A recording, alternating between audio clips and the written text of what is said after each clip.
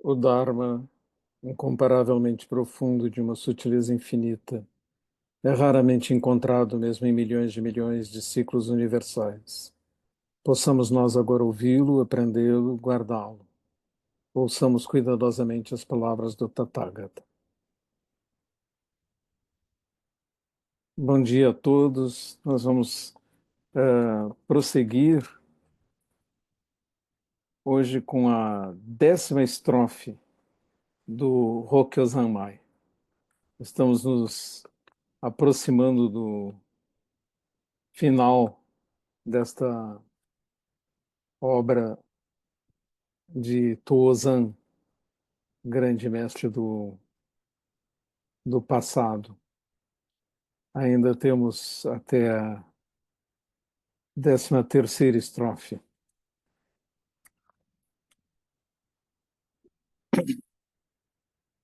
A 10ª estrofe diz assim: na essência original, manifesta-se a ação maravilhosa da natureza búdica.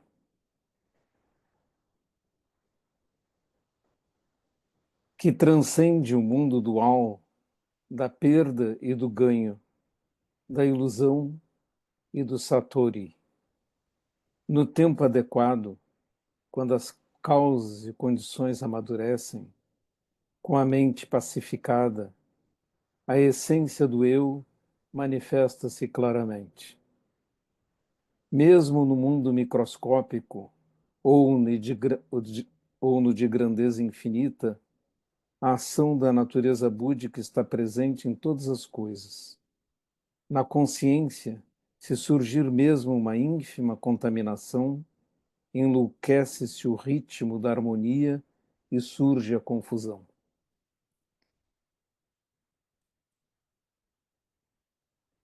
Essa mente búdica de nossa essência está misteriosamente presente em nossas vidas. Quando nós falamos na essência original e na natureza búdica, estamos nos referindo à essência original, à nossa verdadeira natureza, ao Dharmakaya, à vacuidade, na qual todas as coisas se manifestam. Como eu tenho dito, é como se a vacuidade, por analogia, fosse uma tela na qual todas as coisas possam surgir. É como a tela também do nosso computador, qualquer imagem pode surgir aqui. Ela permite o surgimento de qualquer coisa e ela não tem em si mesma nem o bem nem o mal. Todas as coisas que surgem podem ser boas ou más, dependendo do nosso olhar. Então é o nosso olhar que interpreta as imagens e as transforma numa realidade, que é a realidade que vivemos.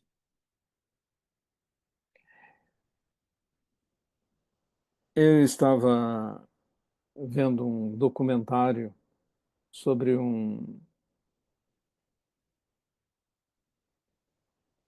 uma cerimônia chamada Kalachakra, realizada pelos tibetanos. E a tradição é que eles se reúnem junto a um grande monte nos Himalaias e fazem a circunvalação desse monte, que é o centro do mundo. A circunvalação de 52 quilômetros, mas há pessoas chegando lá através de longas peregrinações e algumas o fazem dando 3 passos, fazendo uma prostração.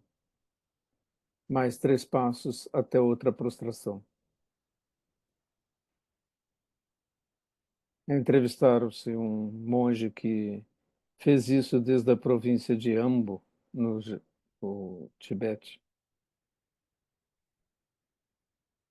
a 4.500 quilômetros de distância. E ele fez a peregrinação assim, 3 passos, uma prostração. Levou 3 anos e meio e percorreu 4.500 quilômetros.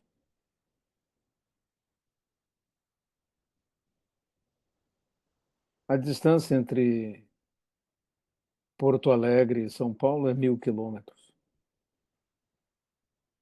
Imaginem 4.500 quilômetros fazendo alguns passos e uma prostração.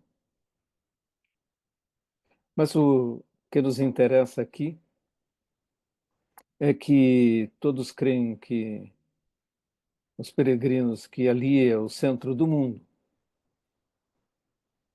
Então, havia uma entrevista no documentário em que perguntavam ao Dalai Lama se ali era o centro do mundo, aquela montanha era o centro do mundo. E o Dalai Lama disse que sim, para os que estavam ali, mas que para a pessoa que estava perguntando, o centro do mundo era o lugar em que ele estava, era ele mesmo, porque ele olhava o universo a partir do seu ponto de vista. E cada pessoa tem o centro do mundo, centro do universo em si mesma. Eu achei a resposta excelente, porque quando sentamos em zazen, é como se fôssemos o eixo do mundo. Todo o universo gira ali em volta de você, da sua perspectiva.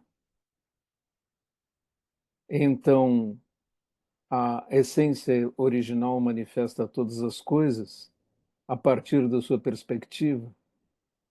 É a sua perspectiva que faz com que surjam as coisas de certa forma. É por isso existem mesmo ensinamentos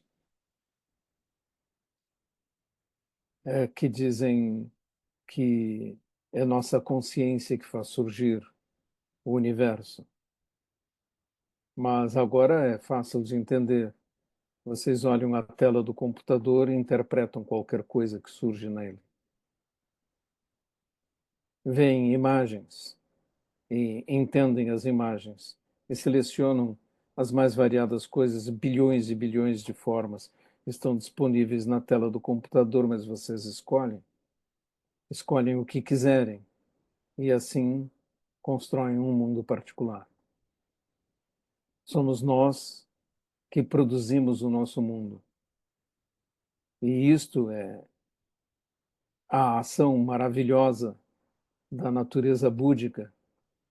Tudo pode se expressar na vacuidade se nós entendermos que a natureza búdica significa todos os seres têm a natureza que lhes permite vir a despertar. Todos têm a natureza de um Buda dentro de si.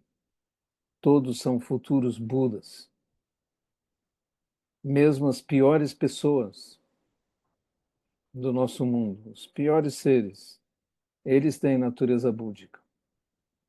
Um dia, dado tempo suficiente, eles serão um Buda. Não existe condenação eterna para ninguém, pelo contrário. O budismo tem a perspectiva inversa.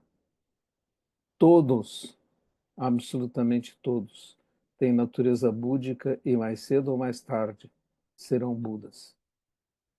Então todos irão despertar, todos estão salvos, não existem condenados. O que há é perda de tempo. Você sofre e transita pelo mundo sem despertar. Então sofre agonia, depressão, ansiedade. Você tem sofrimentos. Esses sofrimentos estão no seu caminho, mas você essencialmente pode vir a despertar. Você pode passar 1 milhão de anos sofrendo, ou pode despertar hoje. É uma questão de disponibilidade. Aquilo que é a salvação, palavra às vezes usada, mas que não é muito boa, porque está muito tomada pela ideia de que existe condenação, né? Para o budismo, não existem condenações eternas. Não é isto. Só existem possibilidades. E a possibilidade para todos é realizar sua natureza búdica. O segundo verso diz que transcende o mundo dual da perda e do ganho, da ilusão e do satori. Falamos tantas vezes sobre dualidade. Certo, errado, bom, ruim, harmonia, desarmonia. Vivemos olhando o mundo através de ideias duais. Nós, a outra tribo, a outra raça, a outra escolha de maneira de viver, né? A outra orientação sexual. Nós e o outro. A divisão em dois. Então, esse mundo de divisões cria perdas e ganhos. E mesmo a ideia de que existe ilusão e iluminação é uma divisão.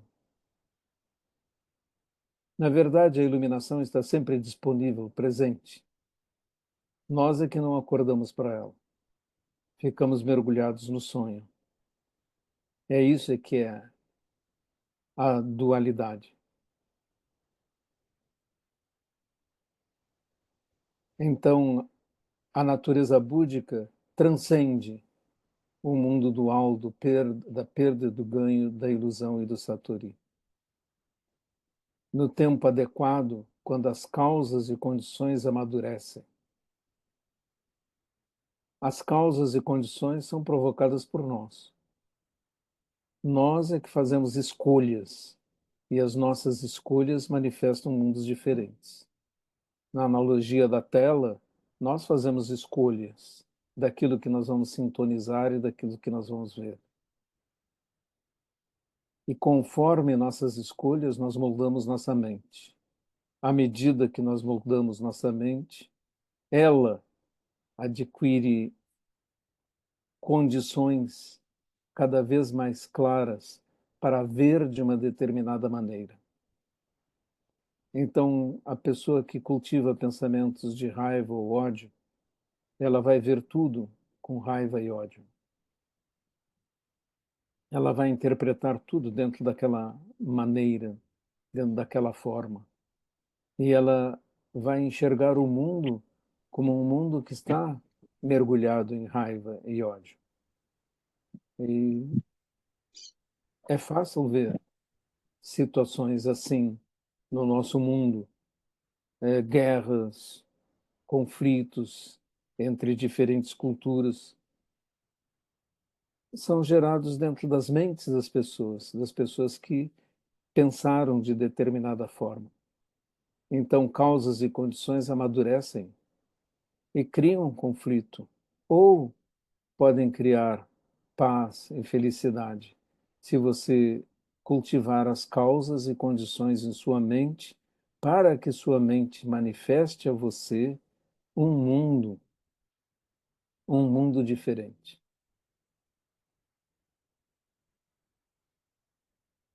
Eu tenho uma amiga de muitos anos que agora já tem idade.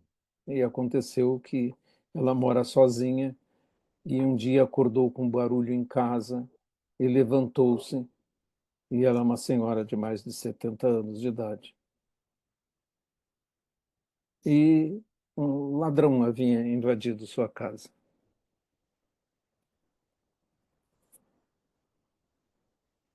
E ela encontrou o ladrão dentro de casa, em plena noite, e o interrogou. E ele disse que precisava roubar. E ela perguntou se ele estava com fome. Então fez um café para ele e serviu uma mesa para ele. E, e ele então confessou suas agruras e desesperos, e porque estava invadindo casas e tentando roubar.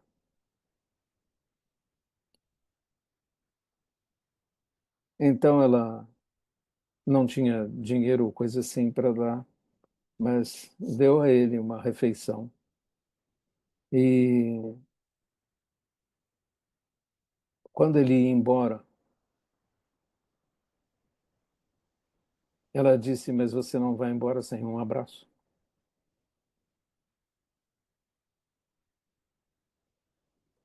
E lhe deu um abraço.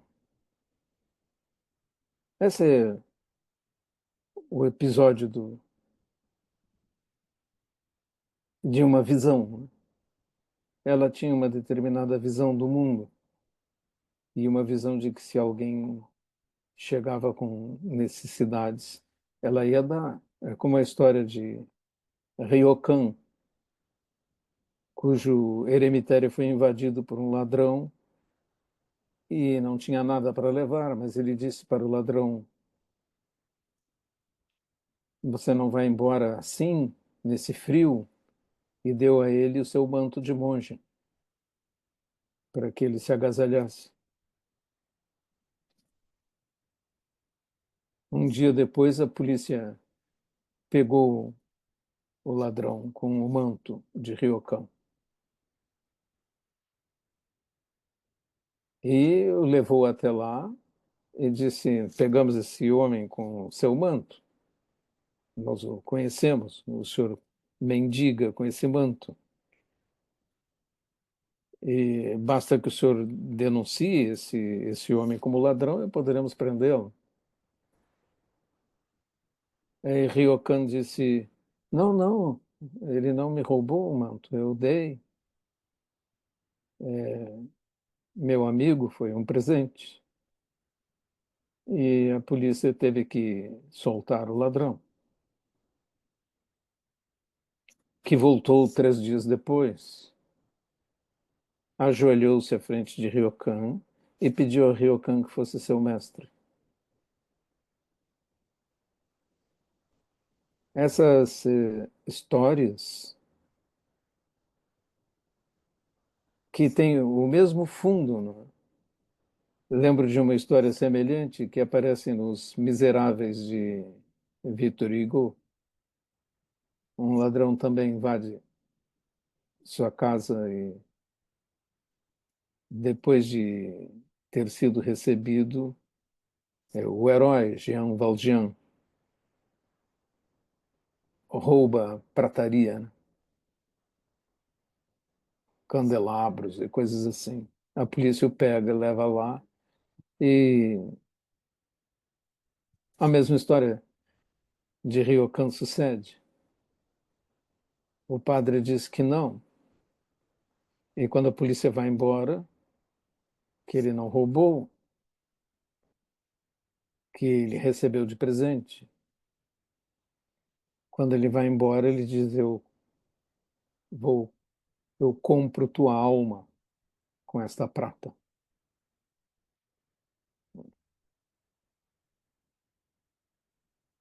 E essa história, histórias que se repetem na literatura, são histórias de mudanças de visão.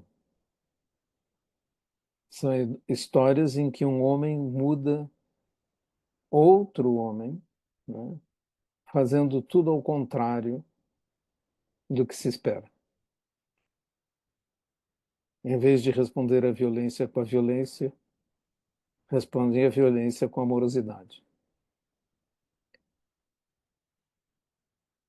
Então, no tempo adequado, diz o verso do Rokazamai, quando as causas e condições amadurecem, com a mente pacificada, a essência do eu manifesta-se claramente.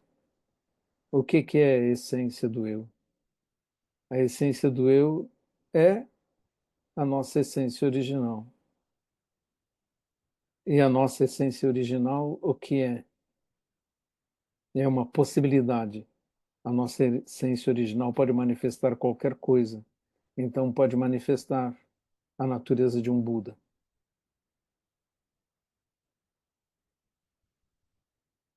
Então,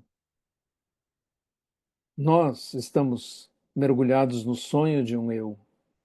No entanto, podemos despertar. Agora, o poema diz que até a distinção entre ilusão e satori é um engano,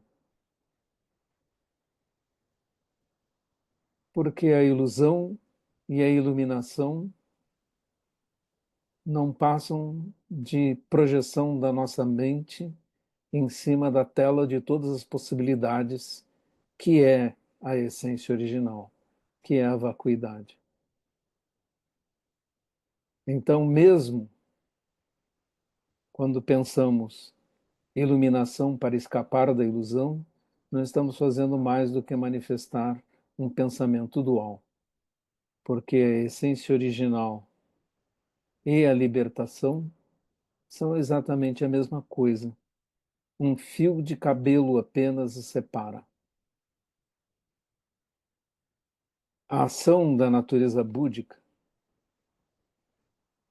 diz, depois de dizer que, mesmo no mundo microscópico ou de grandeza infinita, a ação da natureza búdica está presente em todas as coisas.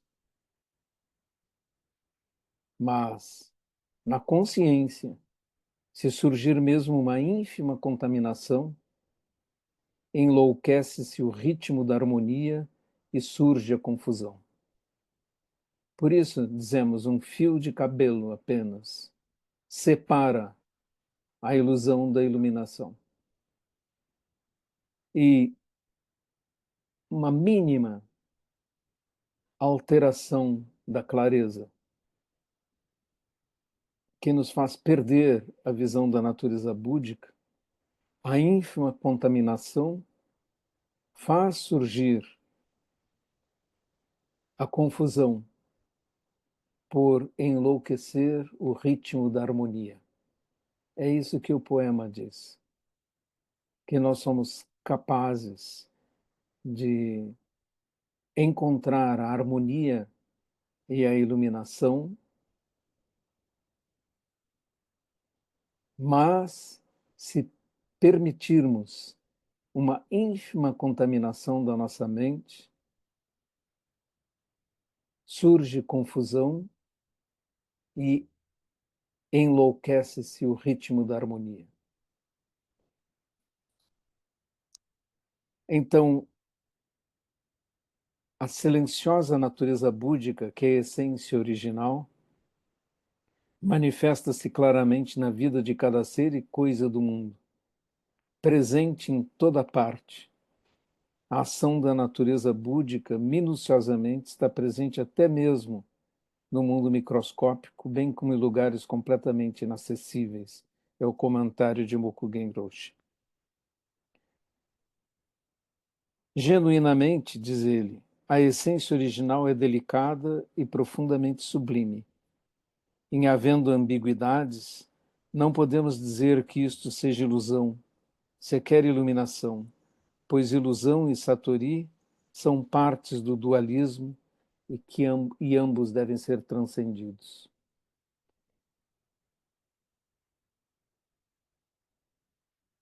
De fato, comenta ele, o estado de serenidade inabalável, ou seja, a mente do verdadeiro zazen, é discreta e não chama atenção.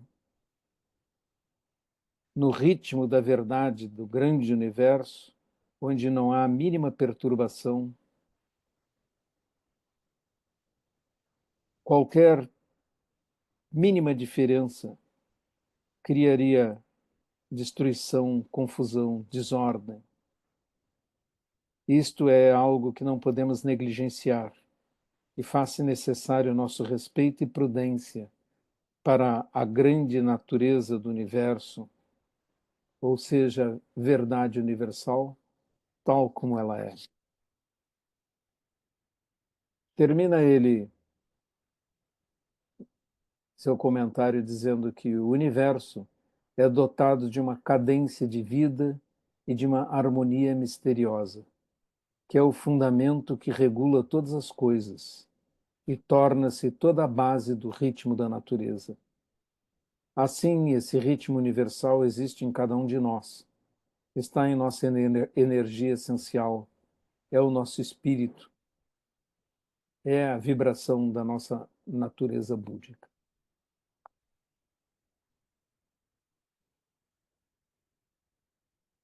Apesar de extremamente profundo, fomos mais breves hoje, porque é difícil criar comentários a respeito de algo tão sutil.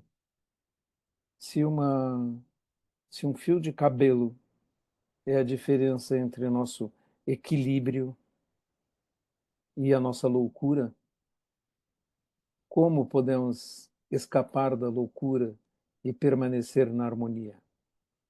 A questão é como treinamos o nosso olhar e como procuramos as coisas boas e belas.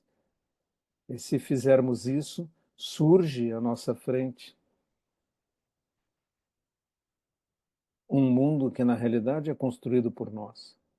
Assim como na analogia da tela do computador, que pode mostrar qualquer coisa para nós. As coisas mais horríveis podem ser mostradas, as coisas mais belas podem ser mostradas. Depende apenas daquilo que você procura, daquilo que você sintoniza, daquilo que você quer ver. Se nós procurarmos a beleza, nós a encontraremos. E só se nós procurarmos a maldade, mesmo na humanidade, nós a encontraremos com facilidade. Ambas as coisas, nas mesmas pessoas. Então, olhando para nós mesmos, podemos ver que dentro de nós existem ladrões, assassinos. Existem. Existem más tendências em todos nós. Mas você escolhe como na analogia do cão, não é? Existe um cão, dois cães dentro de mim, um bom e um mau. Qual dele vai ganhar? Pergunta o aluno. E o mestre responde: aquele a quem você der alimento. Parece que temos perguntas. Hai Sensei, Ligia San pergunta: os animais e plantas já são iluminados ou têm sementes búdicas também? Não, eles não realizaram isso. Eles têm sementes búdicas. Na verdade, todos os seres têm natureza búdica e, portanto, dado tempo suficiente, chegarão ao ponto de atingir isso, mas já não são iluminados, assim como nós não somos iluminados. Nós não somos iluminados porque não despertamos completamente das ilusões. Quando nós despertarmos completamente das ilusões, o que pode acontecer daqui a um minuto, daqui a um segundo? Esse é um tema do Zen. A possibilidade da iluminação é uma escola instantaneísta, né? A possibilidade da iluminação está presente a todo momento. Não é necessário ir para outro planeta, para outro plano. Não é necessário. A iluminação É uma possibilidade que está presente agora, porque ela depende da mudança do seu olhar, da sua mente. E isso você pode alterar. Então, é possível alterar a mente? Sim. Todos os seres têm natureza búdica? Sim. Eles já realizaram o estado de Buda? Não. Aqueles que realizam o estado de Buda não retornam mais.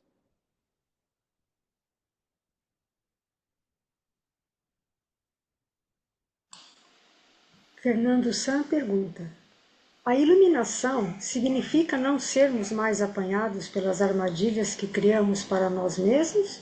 Ou quando cairmos nela, termos a habilidade em transcendê-las? A iluminação completa de um Buda não permite a ele ser apanhado por nenhuma armadilha. Basta ler os sutras para ver qual é a característica do pensamento de Buda. Enorme clareza, enorme lucidez.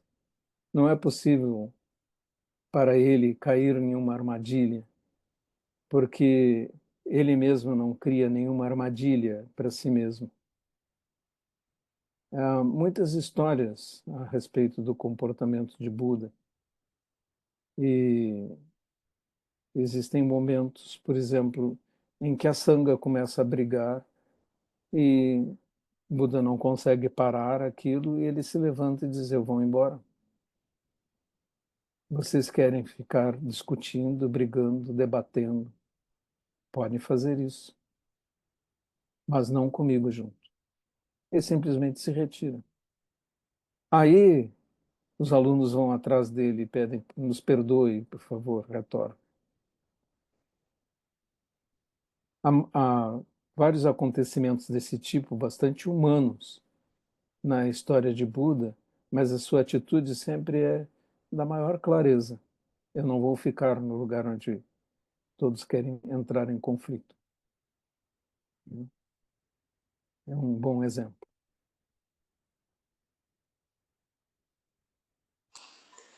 Luana San pergunta: fico preocupada até que ponto olhar tudo com um bom olhar e o outro se aproveitar e, inclusive, pode, em caso de bandidos, até tirar minha vida. Isso me faz lembrar a história do mestre que recebe um bandido em sua casa com a espada suja de sangue, eles estão invadindo a cidade. Ele é um guerreiro. E o mestre simplesmente está sentado em meditação, é calmo. O guerreiro chega à sua frente e: mas você não tem medo? Você não vê que eu posso tirar sua vida em um instante? O mestre olha para ele e responde calmamente: e você não vê que eu posso morrer em um instante? Ele pode morrer. Para ele, isso não é importante. É um outro olhar completamente diferente de alguém que já esqueceu de si mesmo. Então, nessa pergunta, eu fico preocupada até que ponto olhar tudo com bom olhar e os outros se aproveitarem. Como existem os outros, né? Não existem os outros. Eu e os outros somos a mesma coisa. E depois a pergunta continua: inclusive pode bandidos tirar a minha vida? Sim, podem. Mas o que é a vida? Só existe continuidade. Você tem uma vida agora. Aí ela vai acabar de qualquer jeito. Não são necessários bandidos para isso. Porque o mestre, no caso, mudaria seu olhar. Ele sabe morrer. Então, para ele, essas coisas não têm tanta importância.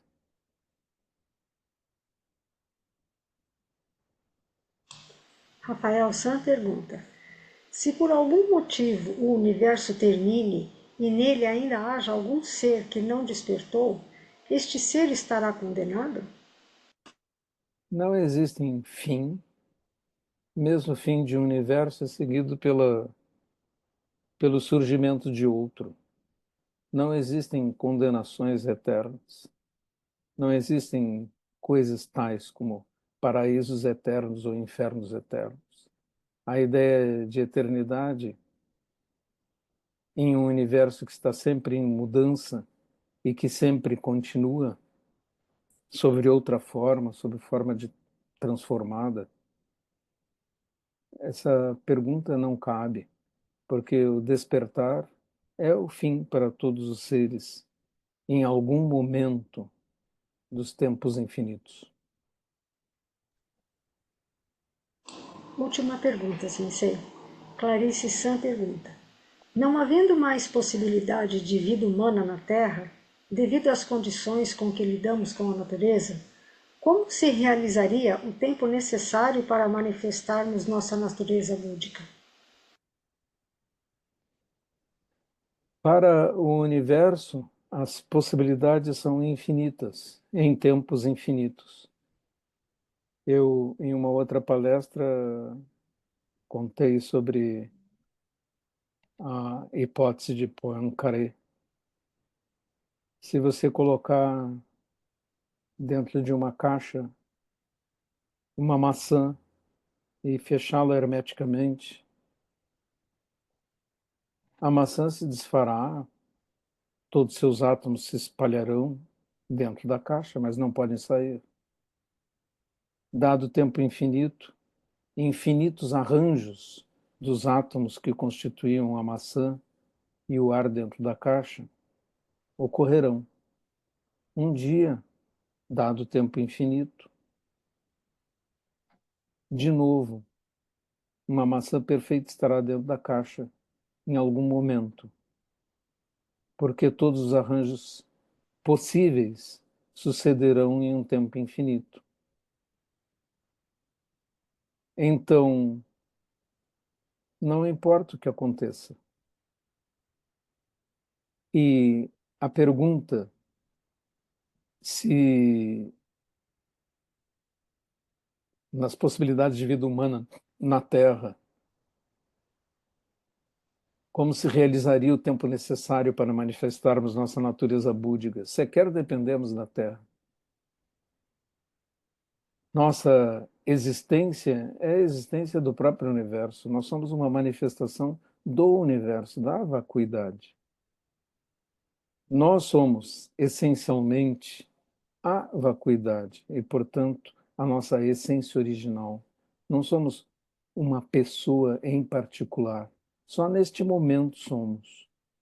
Neste momento somos um acidentalismo biológico chamado ser humano neste planeta. Mas trilhões, quatrilhões de possibilidades existem para todas as nossas manifestações. Portanto, não dependemos sequer da Terra. É preciosa para nós e devemos cuidar dela, sim. Mas a longo prazo, a manifestação da nossa natureza búdica é uma dessas manifestações inevitáveis, porque todos os eventos possíveis, dado o tempo suficiente, sucederão.